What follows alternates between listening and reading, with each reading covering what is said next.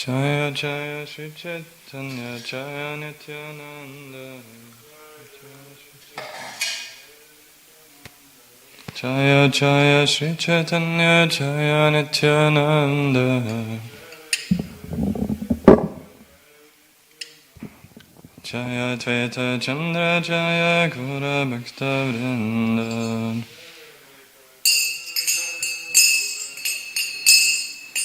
Jaya Dvaita Chandra Jaya Gura Bhakta Vrinda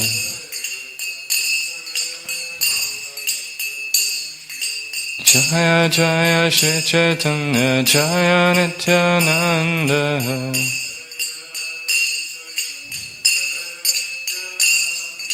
Jaya Dvaita Chandra Jaya Gura Bhakta Vrinda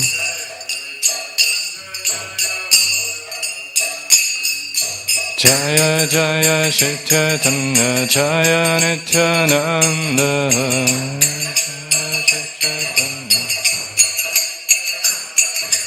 Jaya Jaya Shri Chaitanya Jaya Nityananda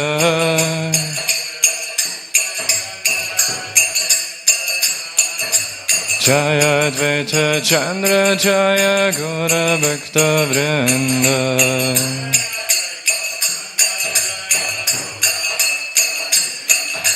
Jaya Dvaita Chandra Jaya Gura Bhakta Vrinda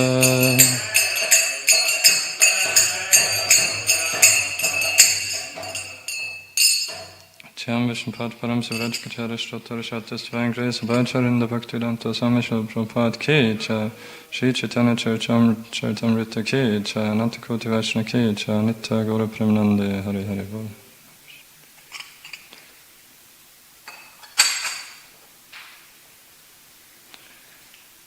Okay, so we are continuing reading Sri Caitanya Caritamrta, Madhya Lila, chapter 22. So we are at the last portion now, continuing from text 148. So we heard how Sri Caitanya Caritamrta was instructing Srila Sanatana Goswami in this chapter about abhidya, about the process how to attain the ultimate goal of life, of our existence, which is love for Krishna, love of Godhead. And so we heard in the last section about many different items, what to do in Vaidhi Bhakti. And for those like most of us who haven't developed the spontaneous attraction enough for Krishna, for his devotional service, so that there's many rules and many guidelines of how we can perform our devotional service, how we can become purified and thus gradually reawaken the natural spontaneous attraction that every part and parcel of Krishna has towards him. And we know the basic thing about Vaidhi Bhakti is like Prabhupada would explain. Vaidhi Bhakti means you do as I say, what I say. So as Sri Chaitanya Mahaprabhu explained here as well, that it's the most important principle of Vaidhi Bhakti is to follow the orders of the spiritual master, and under his guidance, his instructions, follow the Shastra, follow the scriptures. Because in our contaminated state, we are not able even though the instructions are straightforward, like Mahaprabhu would tell, I think Sarvabhauma Bhattacharya, when he delivers him, after listening for 7 days to him and then refuting the Mayavad philosophy, he would tell that whatever you said, I do understand Vedanta, but I didn't understand your explanations because you covered them by your concocted interpretations.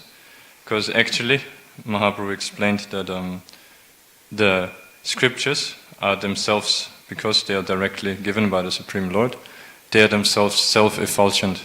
So they are completely clear, giving us the highest transcendental knowledge of how to reawaken our dormant love for Krishna. So, but in our contaminated state still, even though they are very clear, especially like Bhagavad Gita, we see Prabhupada many times would say it's directly spoken by Krishna. He directly tells to surrender to him and to become his devotee and all of that, and then still with contaminated consciousness, the living being comes up with interpretations like in the Manmana Bhavamat Bhakto verse that it is not Krishna but the impersonal aspect or ultimate Brahman within Krishna to whom we should surrender. That Krishna is explaining concoctions like that. So, but of course, by the mercy of Prabhupada, we have basic understanding, but still that we wouldn't think like that. But still, to be able to actually follow properly, we need to fully dependent on the guidance of the spiritual master in Vaidhi Bhakti. And now his Mahaprabhu will start about when you have become purified enough that you have this spontaneous attraction of to be able to perform Raganuga Bhakti. Because it's so it is still about sadhana bhakti, and as Mahaprabhu at the start would have explained, there's those two sadhana bhaktis divided into Vaidhi Bhakti and Raganuga Bhakti. Whereas then we will hear now, whereas Ragatmika Bhakti is that when is what eternally liberated souls have, who Ragatmika, where their very existence is that of raga, of spontaneous attraction to Krishna.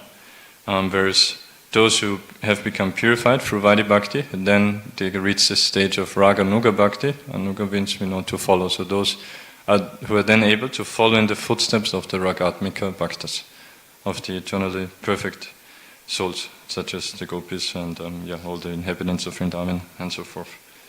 So, let's continue. So that's text 148 in chapter 22 of Madhya Lila. My dear Sanatana, I have now in detail described devotional service according to the regulative principles. Now hear from me about spontaneous devotional service and its characteristics. Text 149. The original inhabitants of Vrindavan are attached to Krishna spontaneously in devotional service.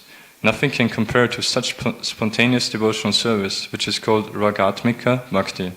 When the devotee follows in the footsteps of the devotees of Vrindavan, his devotional service is called Raganuga Bhakti. So that's what I just tried to explain. That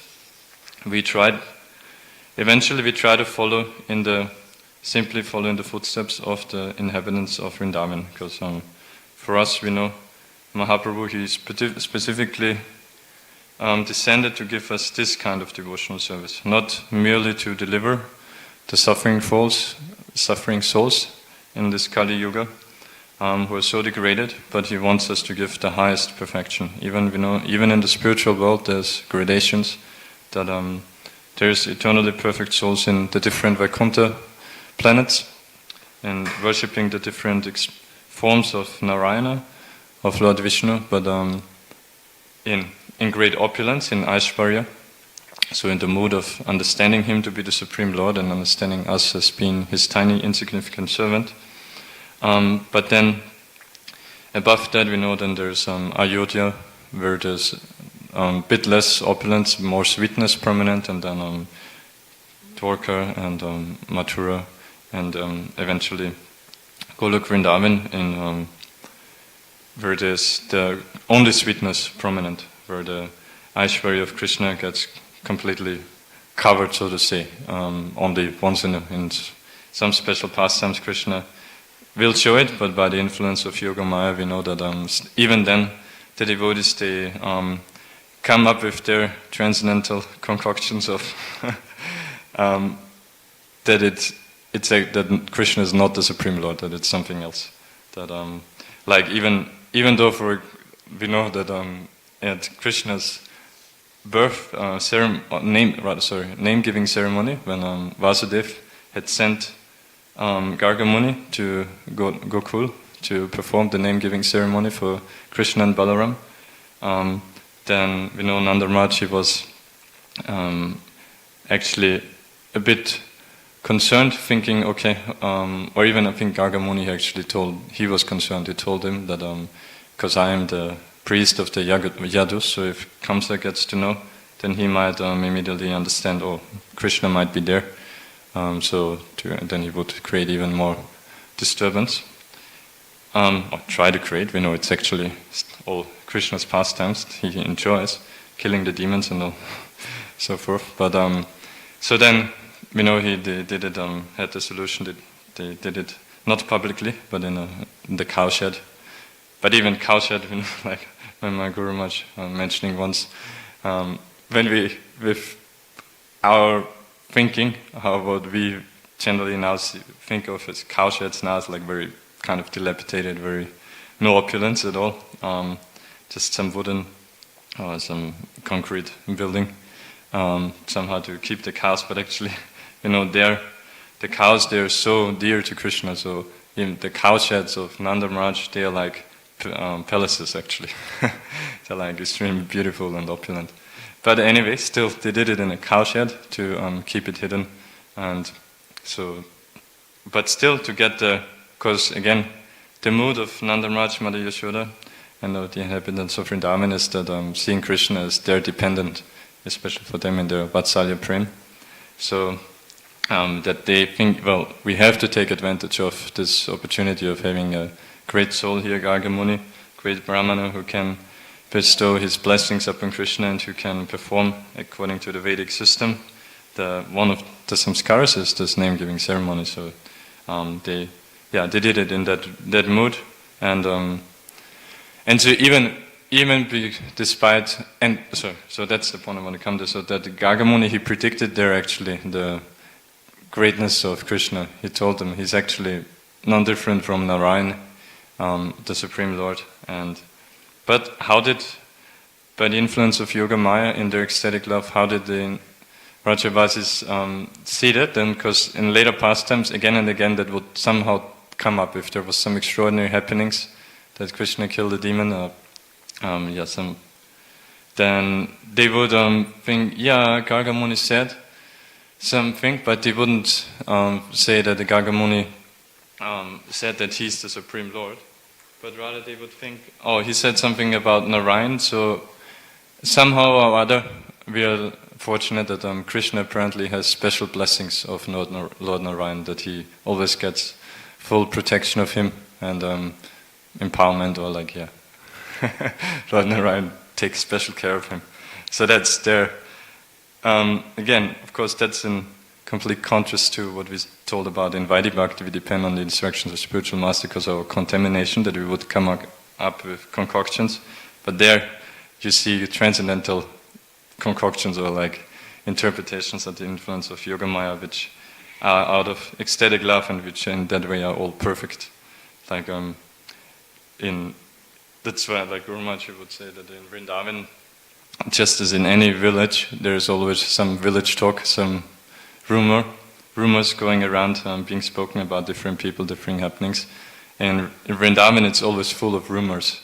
But again, in transcendental perfection of what Krishna did and why it happened like this, coming up with the explanations how he did those wonderful things. So.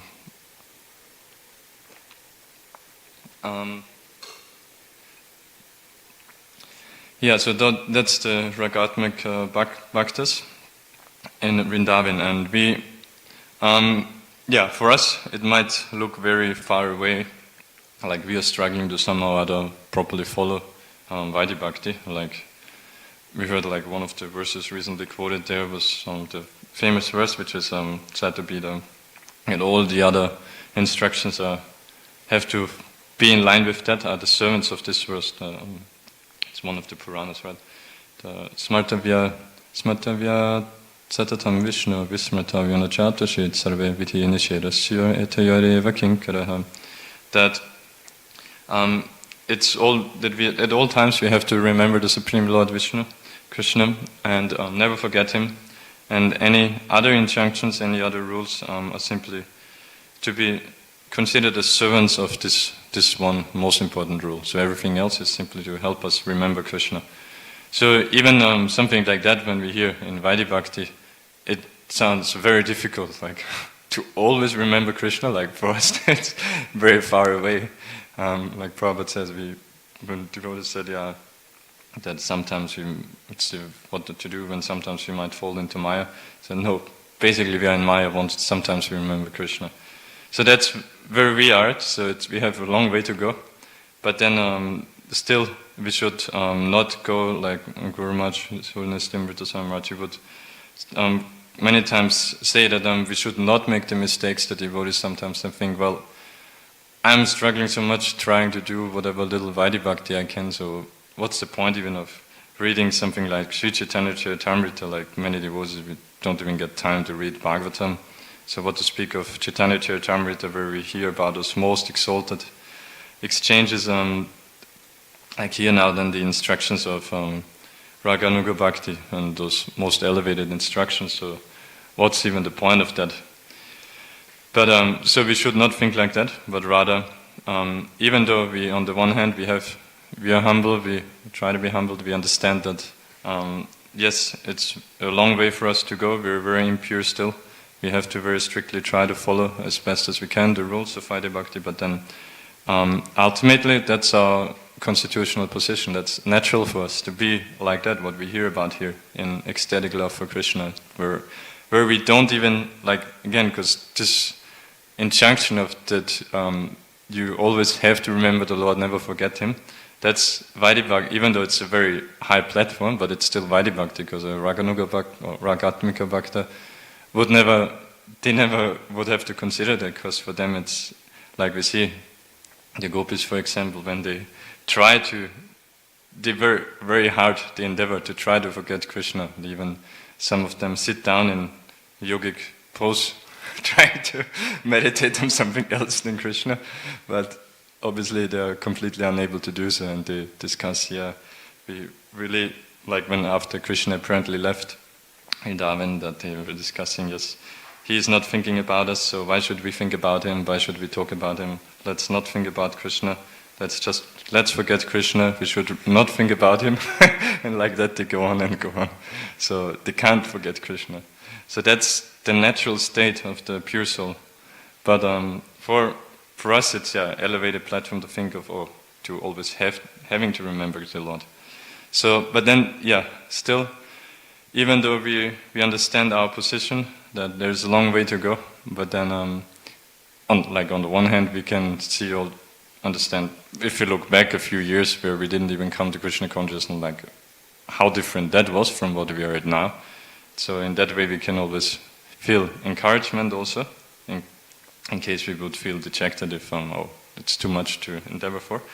And even whatever little we do, we already feel bliss. So that also gives us like great hope and anticipation of thinking, in my very impure state, the tiny bhakti that I have now, by the grace of my spiritual master, of Srila Prabhupada and the devotees, Shri Radha Gopinath, then how must it be like if I actually become pure?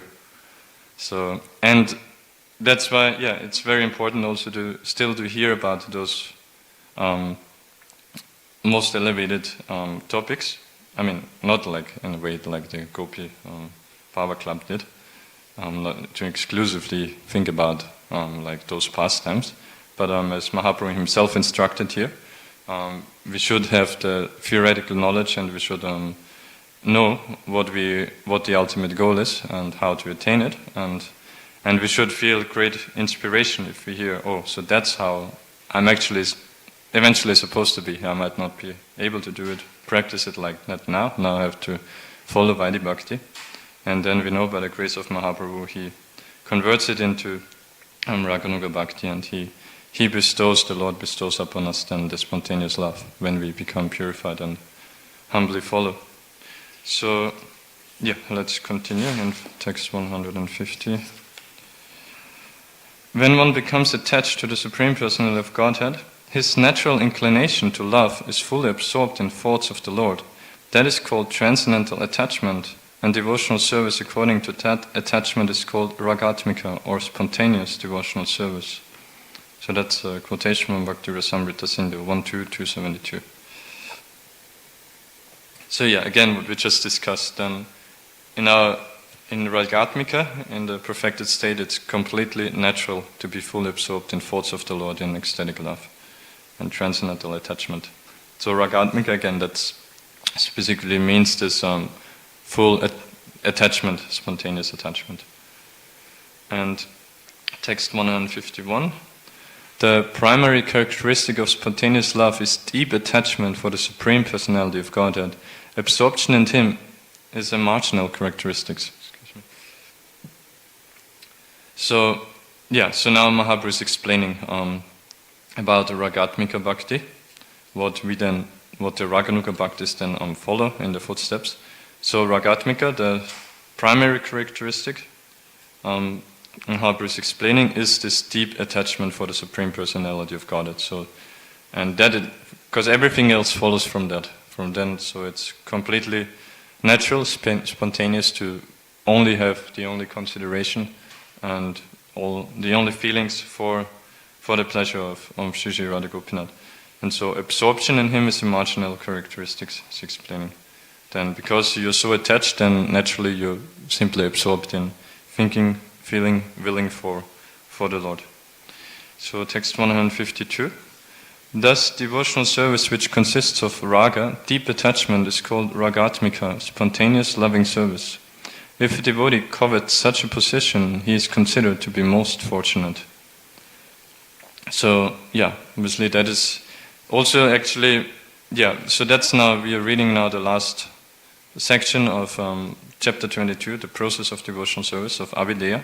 And then obviously the next chapter will be Prayojana, where Mahaprabhu explains in detail then about the ultimate goal of performing devotional service, namely ecstatic love for Krishna. And so actually this also is gives the link already, because now this, in Ragatmika Bhakti and Raganuga Bhakti, those devotees, they have this love. So, and that's why it's spontaneous loving service. And that is why Mahaprabhu is explaining here, if a devotee covets such a position, he is considered to be most fortunate, because he has attained the ultimate goal already of all existence. The greatest opulences we might have in the material world, or any other even great mystic perfections, all of that, it's completely irrelevant, insignificant compared to compared to love of Godhead, to be spontaneously attracted to Krishna. So text 153. If one follows in the footsteps of the inhabitants of Vrindavan out of such transcendental covetousness, he does not care for the injunctions or reasonings of Shastra. That is the way of spontaneous love. So, as we talked about it already, that for one, in spontaneous attachment, he doesn't have to follow the injunctions of Vaidhi Bhakti, because what to speak of any other lower injunctions, like even someone following Vaidhi Bhakti doesn't have to follow necessarily specific injunctions for on lower platforms of Varnashrama Dharma, on Karma Kanda and so forth. So what to speak of then in spontaneous love? For them, they don't have to follow any injunctions. Like recently in a class, someone discussed it a bit also, I think. Or did I hear it somewhere else? Where we see even our acharyas, mostly they did follow, even though they're all perfected souls, they're all Ragatmika Bhaktas, but mostly they did follow the rules, but then in some instances they didn't. Or especially someone like Gaurakishore Das Babaji Maharaj, for example, he did things like reciting in public toilets, things like that, so that he would be free, not be disturbed by the public, and simply be able to fully be absorbed in his transcendental, spontaneous devotional service, so they don't have to, but for our benefit, most of the time, especially our acharyas still did follow the rules, and so continue here to text 154. Devotional service in spontaneous love is vividly expressed and manifested by the inhabitants of Vrindavan. Devotional service that accords with with their devotional service is called Raganuga Bhakti, or devotional service following in the wake of spontaneous loving service. So, now he explains, having set the basis of what is Ragatmika Bhakti, that Bhakti which the eternally perfected souls eternally perform in the spiritual world. So now he explains Raganuga Bhakti after having perfected Vaidhi Bhakti, then when you come to this spontaneous attraction, being by the mercy of those devotees, then we follow in their footsteps. And that is called Raganuga Bhakti. So text 155. When an advanced realized devotee hears about the affairs of the devotees of Vrindavana and the mellows of Shanta, Dasya, Sakhya, Vatsalya and Madhurya, he becomes inclined in that way and his intelligence becomes attracted. Indeed, he begins to covet that particular type of devotion. When such covetousness is awakened, one's intelligence no longer depends on the instruction of Shastra, revealed scripture, logic or argument. So now Mahaprabhu is going into more detail what in Raganuga Bhakti, what it really means to follow in the footsteps. Because even in Vaidhi Bhakti, we try to follow also in the footsteps, like Prabhupada will explain, we are all Rupanugas. We are all followers of, especially of Srila Rupa Goswami, who is, other than Sanatana Goswami, the main Goswami of the 6 Goswamis, of whom we heard the instructions already, I think, or does it come after? Maybe it comes after. So, now in Raganuga Bhakti, it's more specific that when you have this spontaneous attraction, when you have surpassed the platform of having to follow any injunctions, then, this verse explains, you will feel special attraction for a particular rasa, for either Shanta, Dasya, Sakhya, Vatsalya or Madhurya, and is for particular devotees performing this kind of devotional service eternally for a particular Ragatmika Bhakta, such as, for example, Mother Yashoda, that someone might be attracted to serve Krishna in that way, as like a mother. Then his sadhana, because we're still talking about sadhana bhakti. So the performing devotional service while we're here in the material world to then perfect it so that you become a completely, eternally perfected, liberated devotee. So then the sadhana for those is to meditate specifically on this devotee, how he serves Krishna, and on his mood, on his features, and so then you are absorbed in that specific kind of thoughts of Krishna, how to serve him and how to be attracted to him. So, but obviously for us, that's generally not where we are. For us, it would be sahajiva if we just try to think, okay, I want to be like this particular perfected devotee. For us, we have to follow Vaidhi Bhakti. As I said, it's a long way. But it's great inspiration to hear how it is done eventually. So, text 156 to 57.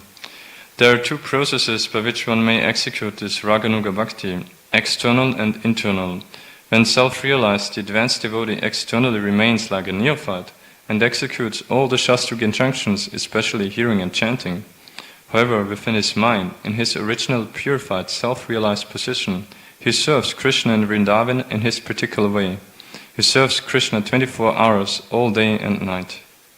So, here we hear again that not only for the acharyas, but for all devotees actually, it's prescribed here that externally, even in Raganuga Bhakti, we are advised to then still follow the rules of Vaidhi Bhakti. But especially it's mentioned here, hearing and chanting. So that's even for Vaidhi Bhakti, that's the most essential. That's how it starts, Shravanam Kirtanam. And that's how you continue even in Raganuga Bhakti. But internally you are specifically absorbed in thoughts of your specific attraction to Krishna.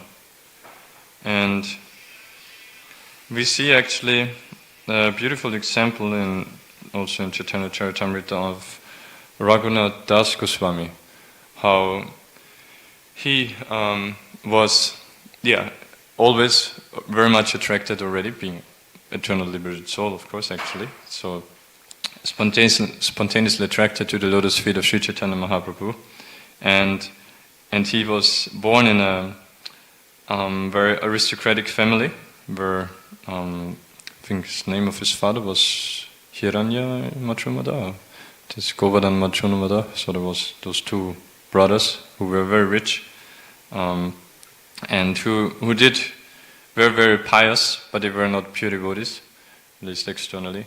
And so they obviously wanted their son to be a nice householder. They did marry him to like a very qualified, beautiful wife and everything. But actually, Raghunath Das Goswami, he always just wanted to run away and join Sri Chaitanya Mahaprabhu directly. But his parents, they had their servants, they had hired specific servants just to make sure he can't run away to catch him.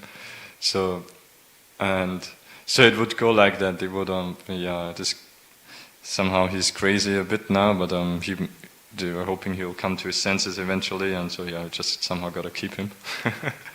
But then one time he was successful in running away by, it's funny actually, with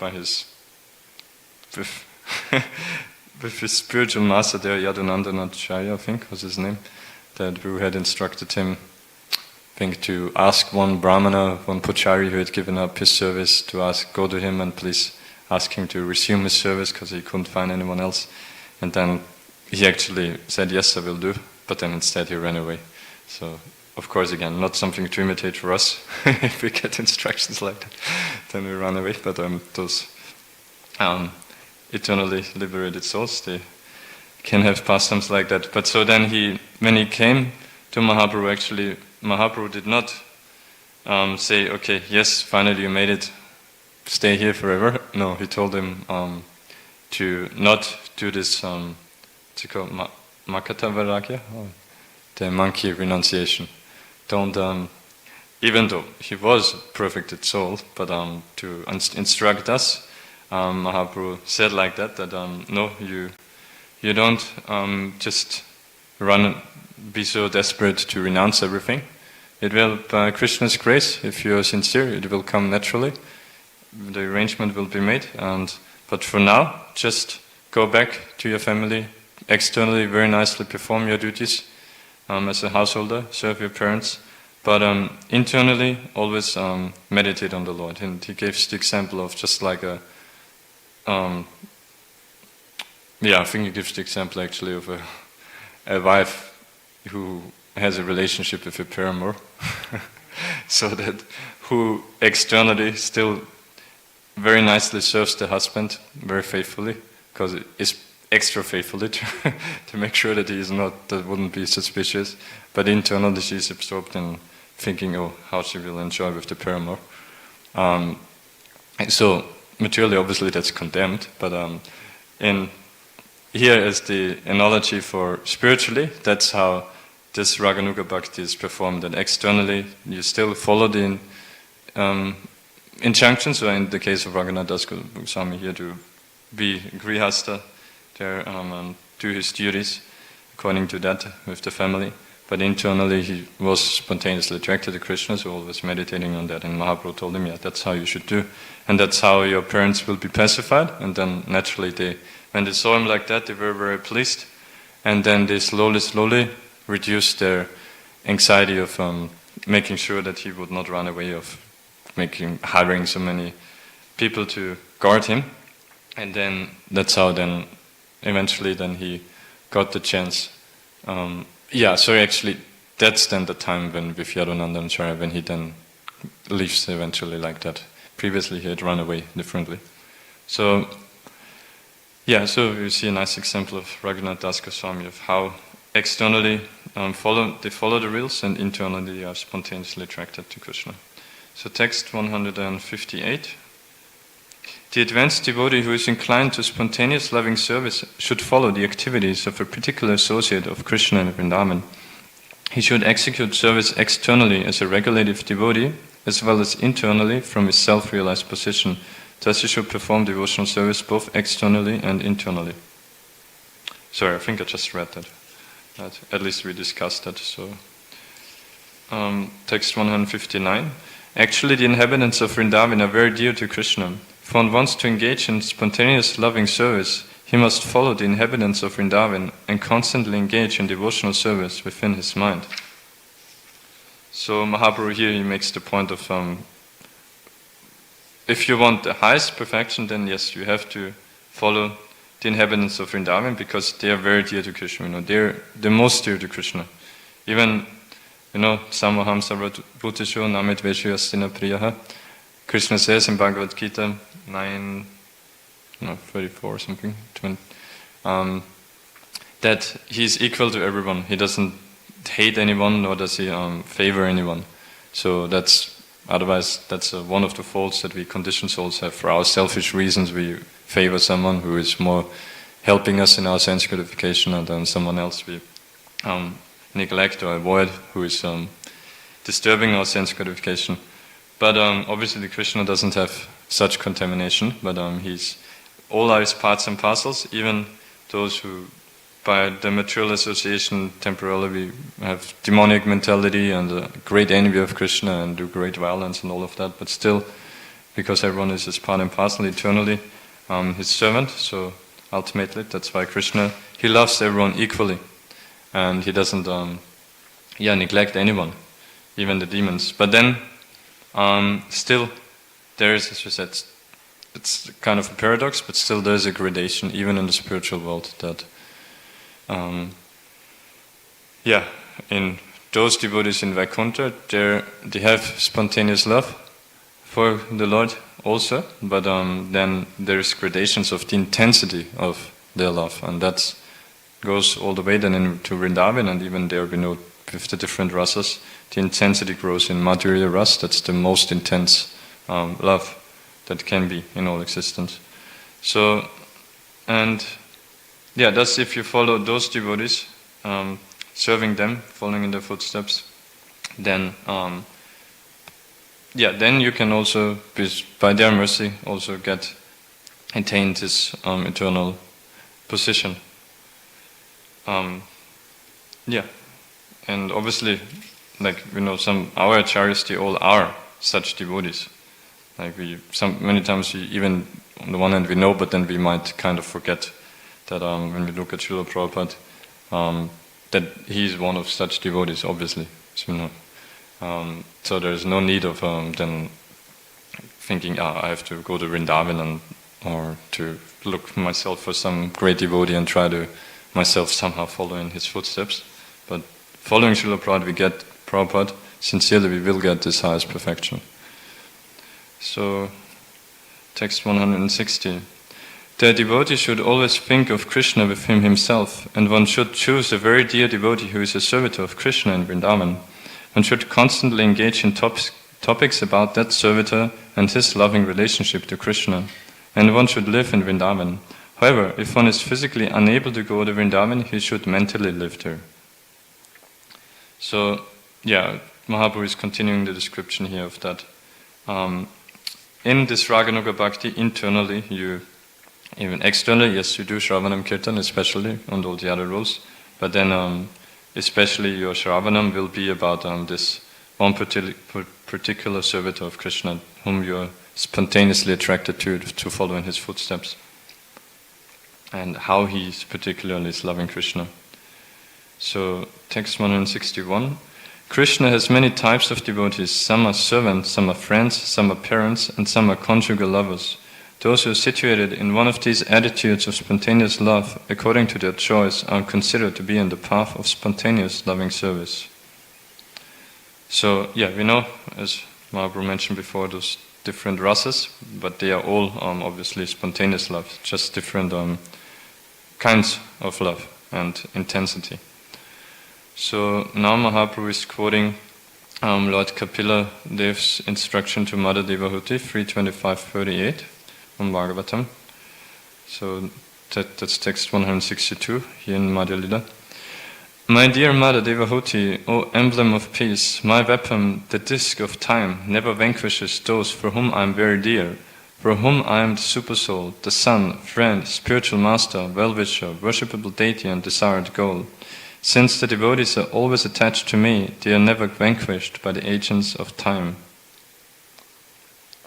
So, yeah, we know obviously in the material world, time is ruling supreme, that even the Abrahma Bhuvana Loka, Puna Avartino Arjuna, that even up to Brahma Loka, still it's under the control of time, even though we know Lord Brahma, his lifespan is inconceivably long, 311 trillion and 40 billion of our years.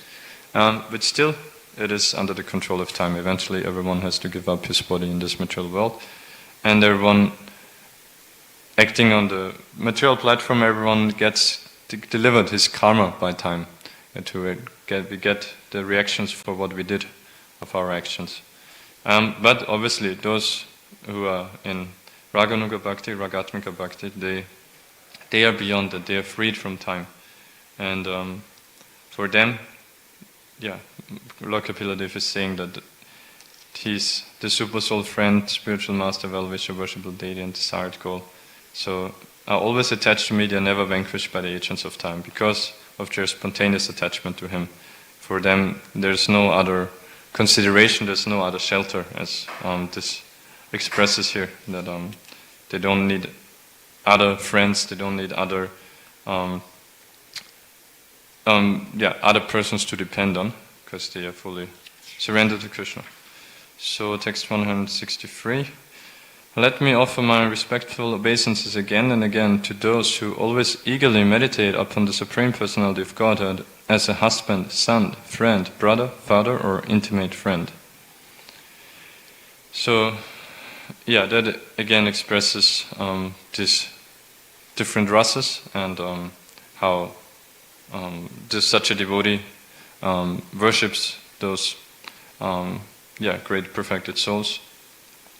If one engages in spontaneous loving service to the Lord, his affection at the lotus feet of Krishna gradually increases. So, which again shows that even if one engages in spontaneous loving service to the Lord, so again we are talking on not on Vaidhi Bhakti, those who we extraneously have to follow the rules, but those who are already spontaneously attracted simply by nature serve Krishna according to his highest pleasure. But even for them, still Mahaprabhu is saying here, his affection at the lotus feet of Krishna gradually increases. So, spiritual world is unlimited, devotional service is unlimited. The love can always still increase further, and it does increase even between Krishna and the gopis and his devotees. So, that's also a nice thing to always keep in mind of in contrast to our material life, which is so limited and imperfect. So, text 165. In the seed of affection there is attachment which goes by two names, Rati and Bhava. The Supreme Personality of Godhead comes under the control of such attachment. So, in text 166. That by which one can attain loving service to the Lord I have described in detail as the execution of devotional service called Abhideya. Okay, so now we have not finished the chapter. So, seed of affection. Maybe I'll just quickly read this purport because I don't know exactly what it refers to. Text 165. So, Srila Bhaktisiddhanta Saraswati Thakur comments on this verse. Externally, a devotee performs all the items of devotional service, Shravana and Kirtana, in 9 different ways, and within his mind he always thinks of his eternal relationship with Krishna and follows in the footsteps of the devotees of Vrindavan. If one engages himself in the service of Radha and Krishna in this way, he can transcend the regulative principles enjoined in the Shastras and through his spiritual master, fully engage in rendering spontaneous love to Krishna. In this way he attains affection at the lotus feet of Krishna. Krishna actually comes under the control of such spontaneous feelings, and ultimately one can attain association with the Lord. Okay, so no, he doesn't explain Rati and Bhava. But in the seed of affection it would indicate that, again, as in the previous verse said, it gradually increases. So there's still gradations of how the intensity of attraction and affection, spontaneous love, can still increase. So text 167. My dear Sanatana, I have briefly described the process of devotional service in practice, which is the means for obtaining love of Krishna. It cannot be described broadly. Whoever hears the process of practical devotional service very soon attains shelter at the lotus feet of Krishna in love and affection. So that's now the Falashruti of this chapter, where Mahaprabhu, because after having explained now about sadhana bhakti, this whole chapter 22, he says that whoever hears the process of practical devotional service very soon attains shelter at the lotus feet of Krishna in love and affection. So again, concluding with explaining that it's by following, even with, now he talked about Raganuga Bhakti, but before following Vaidhi Bhakti, practicing Vaidhi Bhakti, it does naturally awaken, as he was obviously one of the famous verses he said there was Nitya Siddha Krishna Preman Sadhya Kabunaya Shravanadi Shuddhachita Karayodaya, that love of Godhead, it is eternally in our heart of every soul, every single part and parcel of Krishna. And so it cannot, doesn't have to be developed or like produced. Rather, it's simply by Shravanadi, Shuddhachita Sadhya Karayodaya, that by following this process, beginning with Shravana, with hearing about Krishna, our Shuddhachita, our heart, our consciousness will become purified, and then thus it will, love of Godhead will be naturally awakened.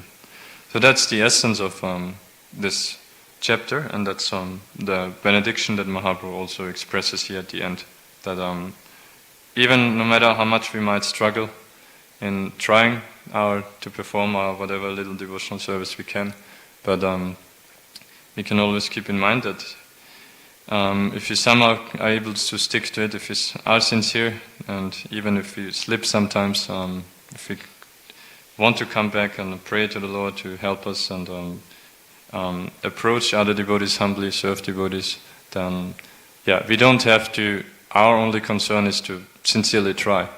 And we don't have, our concern doesn't have to be about, oh, will Krishna give me mercy, will I ever be able to obtain such ecstatic love, which we apparently are meant to have constitutionally? No. Mahaprabhu he concludes also that we get that. That's a given if we simply engage in sadhana bhakti sincerely. And then obviously concludes Krishna Das Kaviraj Goswami, as every chapter, expressing his indebtedness and his surrender to his superiors, to his devotees, whom he is specifically indebted to. So, text 169, praying at the lotus feet of Sri Rupa and Sri Raghunath, always desiring their mercy, I, Krishna Das, narrate Sri Caitanya Caritamrta, following in their footsteps.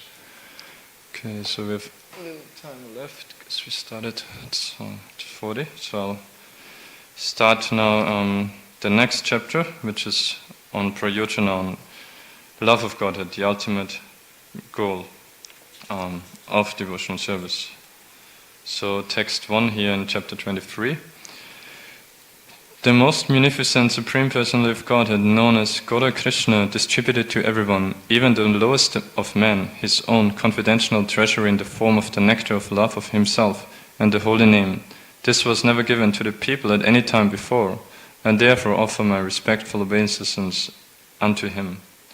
So again, Krishna Das Kaviraj Goswami here expresses this amazing point of, we can never grasp it enough of how amazing, inconceivably merciful the Lord is, that even though we are the most fallen, that he came not only to relieve us from suffering, but to give us this highest ecstatic love for Krishna, which we can't even conceive how amazing it is.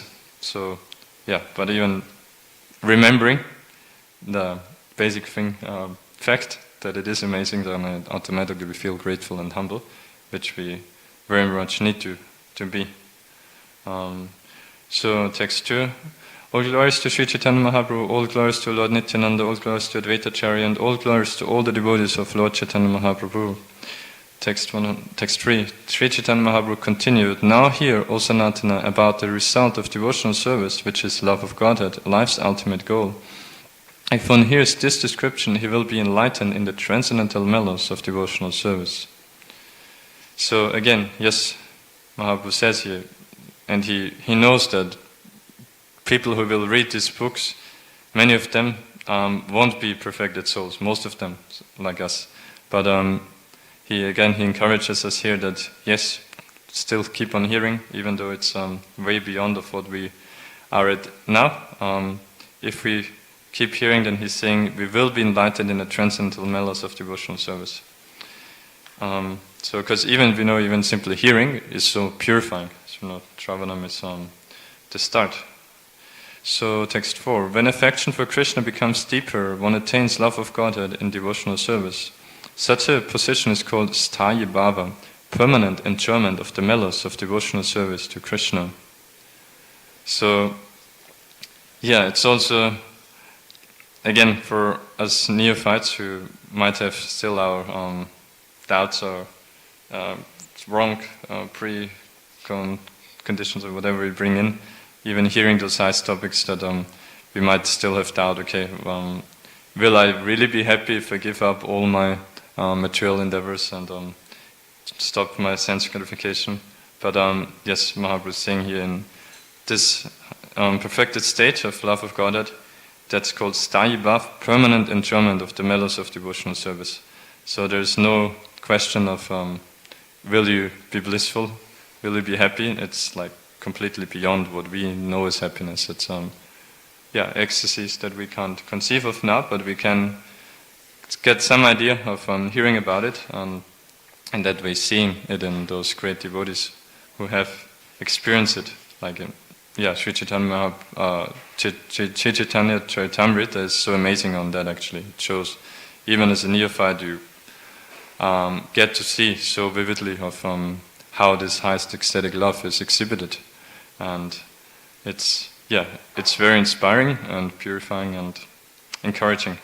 So we'll continue to text 5. When devotional service is situated on the transcendental platform of pure goodness, it is like a ray of the sunlight of love for Krishna.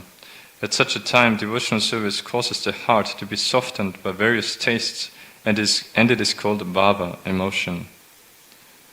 So, on the transcendental of pure goodness is like a ray of the sunlight of love for Krishna. So, we know of the three modes of material nature, goodness is the highest, but then sattva, but then here that's a quotation from Bhakti-rasamrita. So here Shuddha sattva vishedatma. So there's even in the transcendental plane there's also something called goodness, but that is transcendental goodness, completely pure, Shuddha. Like a ray of the sunlight of love for Krishna. So we know Krishna is like the sun, so then there's in this mode, in mode of goodness, can have some transcendental knowledge. It's the beginning, the platform from where you can start to develop transcendental knowledge, but to have it fully, then you need to attain Shuddha Sattva, completely purified goodness, unadulterated goodness, it's mentioned here. And then Mahaprabhu is starting to explain now how the heart is softened by various tastes in this, when you have this love of Godhead. And so he's starting about bhava now, which is the preliminary stage of love of Godhead, of prema, as you know. So he'll describe bhava now. So text 6, bhava, emotion, has two different symptoms, constitutional and marginal. Now, my dear Sanatana, listen to the symptoms of love. Text 7, when that bhava softens the heart completely, becomes endowed with a great feeling of possessiveness in relation to the Lord, and becomes very much condensed and intensified. It is called prema, love of Godhead, by learned scholars. So, now he gives the link of already from bhava to prema. So he says that even in bhava, one main symptom is that characteristic is that the heart is softened by various tastes, as he mentioned here.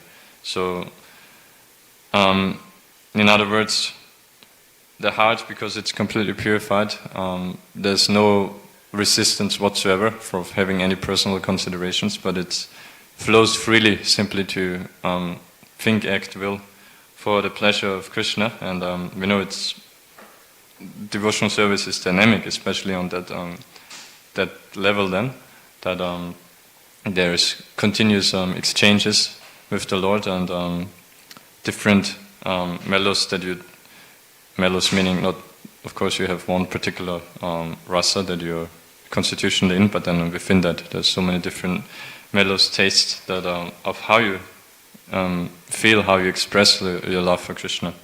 Like even on a material platform there's many different tastes that are there, but actually we know from Shastra, we learn the devotees are saying that it's simply chewing the chewed, it's no real taste.